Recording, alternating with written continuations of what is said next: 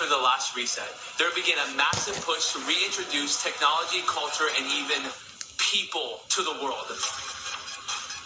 World's fairs had these massive exhibits called live infant incubators. These exhibits were insanely popular, drawing millions of visitors. They even had nurses in uniforms acting like caretakers. The babies weren't premature. They were being artificially gestated. This wasn't just a medical breakthrough. This was unfathomably advanced technology. Artificial wombs, mass baby production. Sounds a whole lot like a new world being repopulated after something big went down. The Cabbage Patch Kids weren't just dolls, but part of a psychological operation to start a new world with no history. Think about it. Why do you adopt them instead of buying them? Why do they come with official birth certificates? And why did parents in the 1980s lose their minds fighting over them? Now, the origins of Cabbage Patch Kids go way deeper than toy shelves. Ever hear of the orphan trains? Baby incubators, massive numbers of children, many just infants, were mysteriously shipped across the U.S. and beyond. No birth records, no names, just appearing out of nowhere and handed to new families. Where did they come from? Officially, they were abandoned or given up. But millions? Some believe the adoptions weren't always legal. Others believe these kids weren't even naturally born. That's where the World's Fairs come in. These weren't just technology expos. They had entire exhibits of babies in incubators. They called it a medical breakthrough, but these weren't premature infants. They were being artificially gestated, artificial wombs, mass baby production. And guess what? The live infant incubator exhibits were among the most popular attractions, drawing millions. People lined up to watch these babies, just like they later lined up to buy Cabbage Patch Kids. And here's where it all connects. Cabbage Patch Kids weren't just a toy fad, they were conditioning. They took the orphan trains, the incubator babies, the idea of children with no origins, and rebranded it as something innocent and fun. Instead of questioning the past, people were trained to see mass baby distribution as normal. Even the branding is suspicious. Why do these dolls grow from a cabbage patch? Why do they just appear from the ground? That's not how babies are born, but it is how foundlings were treated in the past.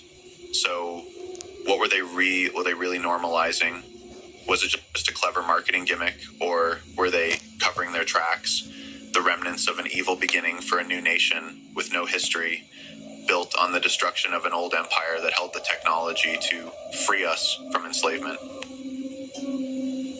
I'm going to go ahead and say this is just a joke for entertainment purposes. What if I told that in our not-so-distant past, babies were created and incubated en masse? This happened and was showcased as attractions at the World Fairs and even in New York's Coney Island.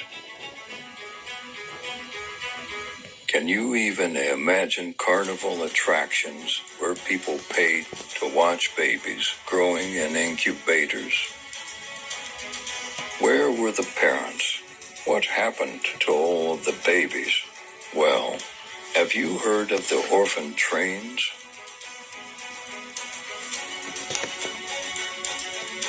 They were packed off and shipped out west to help repopulate the great Tartarian cities found abandoned across the land. They were sent to humongous orphanages, and the people were able to get orphans to work their farms and factories.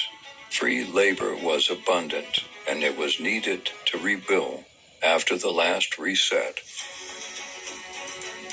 There is loads of evidence showing that the original Cabbage Patch Kids were these orphans which people just simply picked up and took home like fresh produce.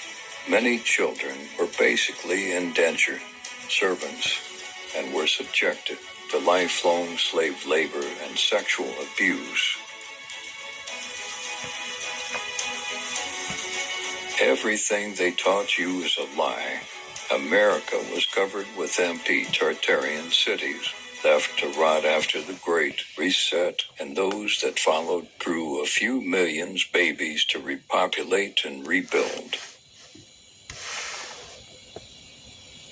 dug out those cities and started over. Research Tartaria and ask questions. Suspend your disbelief.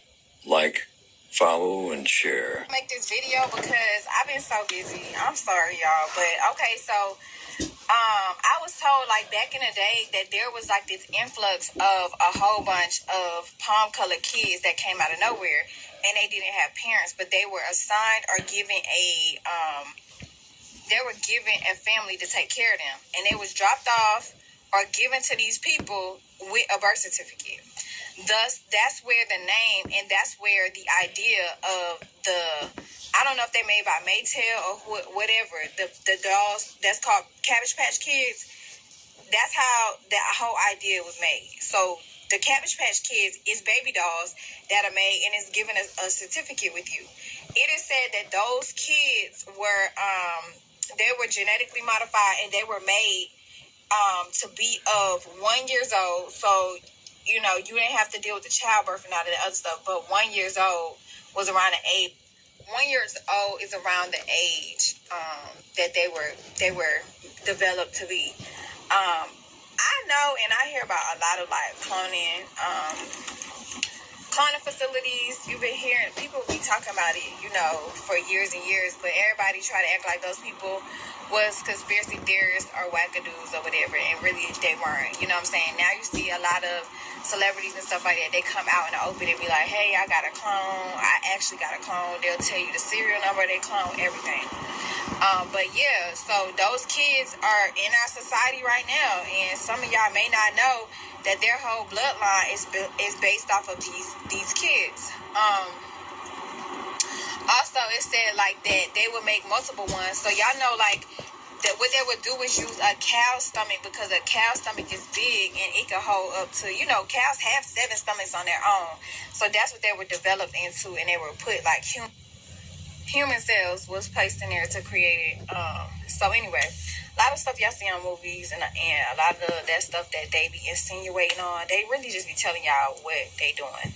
That's universal law. They got to tell you what they doing. Y'all just need to learn how to tell them, no, they can't do it. And then they have to stop. Actually, it's just that simple. But yeah, girl, that's it. I'm just going to make this. About artificial womb facilities, there is one called Ectolife, the world's first artificial womb facility, powered entirely by renewable energy. Ectolife allows infertile couples to conceive a baby and become the true biological parents of their own offspring. It's offering a solution for women who had their uterus surgically removed due to cancer or other complications, promising premature births and C-sections to be a thing of the past. They are giving a solution to countries that are suffering from severe population decline. They advertise that their facilities have 75 highly equipped labs, each lab accommodating up to 400 growth pods or artificial wombs. Every pod is designed to replicate the exact conditions that exist inside the mother's uterus. A single facility can incubate up to 30,000 lab-grown babies per year.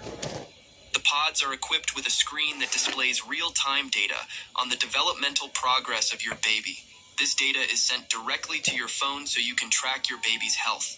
This app also provides you with a high-resolution live view of your baby's development. A special section in the app allows you to watch a time-lapse of your baby's growth. Would you use an artificial womb facility? Let us ask me why their grandparents or great-grandparents never talked about the reset. Why don't they remember anything about it? Well, let me try to explain it. First, there were the Cabbage Patch babies. Now, these weren't just toys, you see. They became a symbol of something much bigger, a massive repopulation effort after the reset. These babies, they weren't born the usual way. They were produced almost mechanically in large numbers and distributed through a cold, efficient system. Strange, isn't it? It brings to mind ideas like cloning, doesn't it?